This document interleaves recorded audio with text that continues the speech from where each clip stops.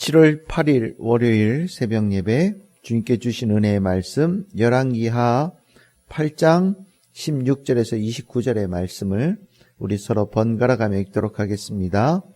이스라엘의 왕 아합의 아들 요람 제5년에 여호사밧이 유다의 왕이었을 때에 유다의 왕 여호사밧의 아들 여호람이 왕이 되니라.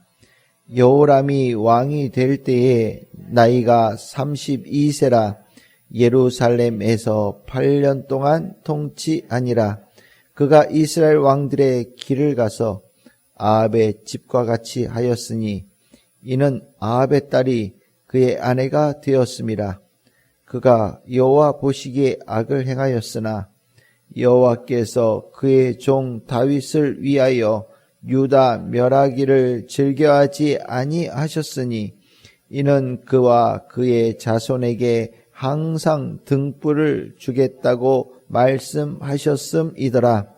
여호람 때에 에돔이 유다의 손에서 배반하여 자기 위에 왕을 세운 고로 여호람이 모든 병거를 거느리고 사일로 갔더니 밤에 일어나 자기를 에워싼 에돔 사람과 그 병거의 장관들을 치니 이에 백성이 도망하여 각각 그들의 장막들로 돌아갔더라. 이와 같이 에돔이 유다의 수하에서 배반하였더니 오늘까지 그러하였으며 그때 림나도 배반하였더라.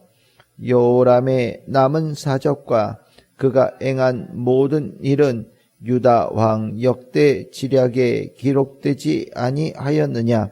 여호람이 그의 조상들과 함께 자매 그의 조상들과 함께 다윗성에 장사되고 그의 아들 아하시야가 대신하여 왕이 되니라. 이스라엘의 왕 아합의 아들 요람 제12년에 유다 왕 여호람의 아들 아하시야가 왕이 되니 아하시야가 왕이 될 때에 나이가 22세라 예루살렘에서 1년을 통치하니라. 그의 어머니의 이름은 아달랴라. 이스라엘 왕 오므리의 손녀이더라. 아하시야가 아합의 집 길로 행하여 아합의 집과 같이 여호와 보시기에 악을 행하였으니 그는 아합의 집에 사위가 되었음이러라. 그가 아합의 아들 요람과 함께 길랏 라못으로 가서 아람 왕 하사엘과 더불어 싸우더니 아람 사람들이 요람에게 부상을 입힌지라. 요람 왕이 아람 왕 하사엘과 싸울 때에 라마에서 아람 사람에게 당한 부상을 치료하려 하여 이스라엘로 돌아왔더라. 유다의 왕 여호람의 아들 아하시야가 아합의 아들 요람을 보기 위하여 내려갔으니 이는 그에게 병이 생겼음이더라. 아멘. 할렐루야. 오늘 저희들 열왕기하 8장 16절에서 29절의 말씀으로 7월 8일 월요일 새벽 예배 말씀 은혜 잠시 동안 나누도록 하겠습니다. 오늘 왕 이름이 몇 명이 등장하는 본문이다 보니 조금 헷갈릴 수 있겠지만 북이스라엘의 왕은 한 명입니다. 북이스라엘 왕은 요람이라고 하는 16절에 나오는 요람이라는 왕이고 그 요람이라는 북이스라엘 왕과 겹쳐 있던 남유다의 왕은 3명의 왕이 등장을 합니다. 처음에는 16절에 나오는 여호사밧이라는 왕이고 그리고 여호사밧의 아들이 왕이 되어지는 것이 중간에 나오다 보니 16절 끝에 여호람이 등장을 하고 그리고 25절에 보시면 그의 아들 아하시야가 왕이 되어지는 그래서 요람의 통치에 북이스라엘의 요람의 통치에는 남유다의 3명의 왕이 걸쳐 있는 그런 때가 됩니다. 실은 오늘 여기 나와 있는 이 시기는 요 뒤에 바로 나오는 예후라고 하는 왕의 등장의 배경이 되어지는 말씀이고 또한 이제까지 북이스라엘과 남유다에 큰 해악을 끼쳤던 오므리 왕조의 마지막 그 때를 기록하고 있는 본문이라고 생각하시면 되겠습니다. 오므리라고 하는 이 왕 그리고 그의 아들 아합 그리고 그의 그 후손들로 이제는 이 왕가는 이스라엘 역사에 있어서 가장 신앙적으로 악하게 또 이방 종교에 깊이 물들게 했던 위기의 시기였습니다. 이 오므리의 후손들이 했던 이 왕가에 했던 일들이 얼마나 크게 영향을 끼쳤냐면 남유다도 똑같이 한 통속이 돼서 돌아갔거든요. 우리가 살면서 뭔가 그것이 악한 것인 것 같은데도 잘 되어지는 것 같을 때, 그리고 아무 일도 없어 보이고 그것이 오히려 대세가 되는 것처럼 보이기 시작할 때 우리는 착각합니다. 아, 이래도 되는구나. 이것이 괜찮은 거구나. 때에 따라서는 이제까지 내가 하나님 말씀대로 살았던 것에 대해서 잘못된 거 아닌가?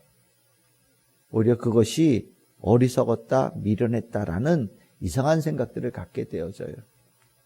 우리가 대세를 따른다라는 이 말이 세상 속에서는 거의 옳은 얘기처럼 하다 보니까 우리가 이 대세를 따르는 이 모습이 우리의 삶에 이미 익숙해져 와 있거든요. 그리고 대세를 따르는 것은 당연하고 때에 따라서는 하나님의 말씀을 따르는 것보다 더 쉽게 받아들이는 경향들이 있습니다. 근데 대세는 인간의 대세예요. 인간의 대세는 하나님의 계획과 뜻 앞에서 여지없이 무너지는 것이 성경에서 기록되고 있는 중요한 메시지입니다.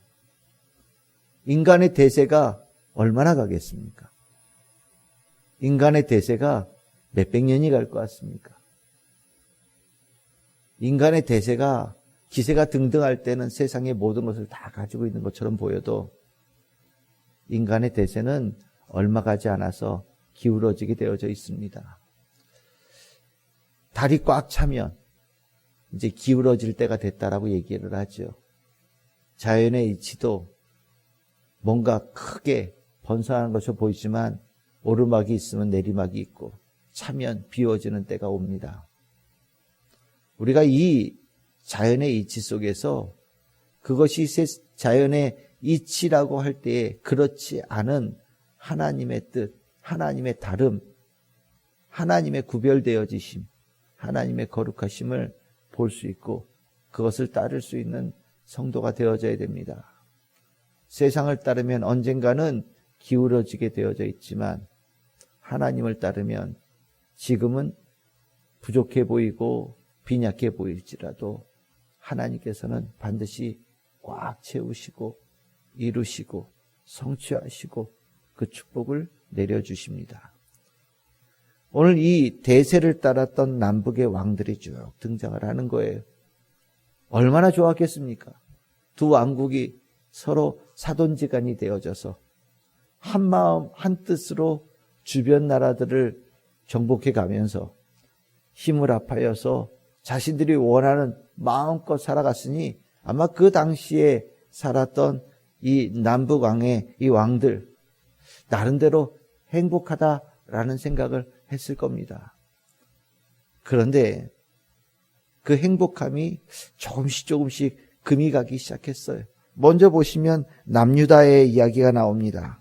20절 보시면 에돔이 배반을 하는데 오늘 성경에는 조금 애매하게 써 있지만 21절에 보시면 그 에돔이 배반하고 나니까 반란을 일으켜서 왕을 세우고 나니까 군대를 거느리고 에돔을 이제 징벌하러 내려갔거든요. 근데 밤새 에돔 군대가 이 남유다 여로함의 군대를 에워싼 겁니다. 포위를 당한 거예요. 이제 이 성경에 보시면 여호람이 이긴 것처럼 밤새 둘러싼 포위되어진 군대를 물리치고 포위했던 에돔 군대는 집으로 돌아간 것처럼 해서 이긴 것처럼 보이지만 실은 이건 에돔이 이긴 겁니다. 반란을 일으키고 반란이 성공하였고 반란을 징벌하고 온 군대를 물리친 거예요. 이후에 에돔은 독립합니다. 그렇죠? 그러면 남유다 진 겁니다.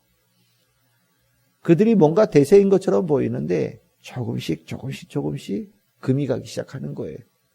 22절에도 보시면 림나도 배반하였다. 그러니까 에돔이 배반하고 나니까, 성공하고 나니까 주변에 자그마한 도성들이 반란이 일어나기 시작하는 겁니다. 아니, 이렇게 대세인 것 같은데, 이렇게 잘 나가는 것 같은데, 계속될 것 같은데 하나님께서는 그것을 그냥 두지 않으시는 거죠. 뭔가 그들의 삶에 금을 내기 시작하시는 겁니다. 그럼 북이스라엘은 어떠냐? 여러분들이 28절에 보시면 아합의 아들 요람이 남유다의 왕 아하시아 군대와 더불어서 아람의 군대와 더불어 싸우려고 전쟁을 일으켰습니다. 그런데 이 전쟁도 원래대로 한다면 북이스라엘의 압도적인 승리고요. 남북 왕조가 합쳐서 내보낸 군대 앞에 이 아람의 군대는 여지없이 패할 수밖에 없는 전쟁이에요. 그런데 이상하게 이 전투가 흘러갔습니다. 왕이 부상당할 일이 그렇게 많지 않거든요. 근데 왕이 부상을 당하여서 후송되어지는 일이 일어났습니다. 전력으로 따지면 당연히 북이스라엘 남왕국의 군대가 이길 상황이었는데 이상하게 일이 꼬여서 왕이 부상당하고 나니 이 전투가 어떻게 됐겠습니까? 지금 뭐 이기고 지고 당장 그게 중요한 게 아니라 왕의 생명의 보존이 중요하게 되어졌으니까 이 전투가 자신들의 생각하고는 전혀 상반되게 가는 거죠. 대세였던 것을 하나님께서 꺾기 시작하신 겁니다. 하나님께서 손을 대기 시작하신 거예요. 오므리 왕조가 이것으로 멈추어지게 하나님께서 개입하시기 시작하는 겁니다. 우리가 이 하나님의 개입하심을 잘 봐야 됩니다. 우리가 하나님의 은혜라고 얘기를 우리가 표현한다라고 말씀을 드렸었죠. 은혜라는 단어가 나에게 축복이 되어질 때는 은혜라고 표현할 수 있지만 실은 하나님의 은혜라는 것은 하나님의 굳센 오른팔, 하나님의 능력, 하나님의 통치하심, 하나님의 개입하심, 더 나아가서는 하나님의 징계하심, 하나님의 심판하심도 다 들어있는 거예요. 하나님께서 거기에 깊이 개입하셔서 하나님의 뜻을 이루시는 것입니다. 그것이 우리에게는 축복이 되어지고 구원이 되어지고 말씀의 성취가 되다 보니 우리가 은혜라고 표현하지만 하나님을 거역한 자들에게는 그것이 실은 우리가 생각하는 것처럼 그렇게 복되고 아름다운 일이 아닌 거죠. 세상의 대세가 하나님 앞에서는 아무것도 아닌 거예요. 하나님께서 개입하시니 북이스라엘이 무너지고 남유다도 깨지기 시작합니다. 그런데 참 신기하죠. 북이스라엘은 왕조가 바뀌어요. 다음번에 예후라는 사람이 등장해서 오므리 왕조를 무너뜨리는데 똑같이 죄를 지었는데 남유다는 왕조가 뒤바뀌지 않고 계속해서 다윗의 후손이 왕을 이어갑니다. 왜 그럴까요? 그것도 하나님의 은혜, 하나님의 개입하심, 하나님이 그들에게 주신 약속 때문이라고 성경이 기록합니다. 오늘 19절 보십시오. 18절 마지막에 그가 여호와 보시기에 악을 행하였으나 여호와께서 그의 종 다윗을 위하여 유다 멸하기를 즐겨하지 아니하셨으니 이는 그와 그의 자손에게 항상 등불을 주겠다고 말씀하셨음이더라. 하나님께서 개입하시는데 어떤 왕조의 존속의 모든 것이 하나님의 손에 달려있다라는 것을 얘기하고 있는 거예요. 대세가 누굽니까? 하나님이죠. 대세가 하나님이에요. 대세가 하나님이라는 것을 알면 어떠한 상황이 있어도 하나님께서 명하신 것, 하나님께서 내게 원하시는 것, 하나님 말씀을 따르는 것이 마땅한 겁니다. 그게 대세 중에 대세를 따르는 거예요. 그리고 그것이 성공이고 그것이 성취고 승리가 되어지는 겁니다. 이스라엘 역사는 아픈 역사의 과정을 열왕기서에 적고 있다고 말씀을 드렸어요. 인간의 눈으로 보면 인간의 삶 하고 싶은 거 못한 거거든요. 그러니까 아픈 역사처럼 보일지 몰라요.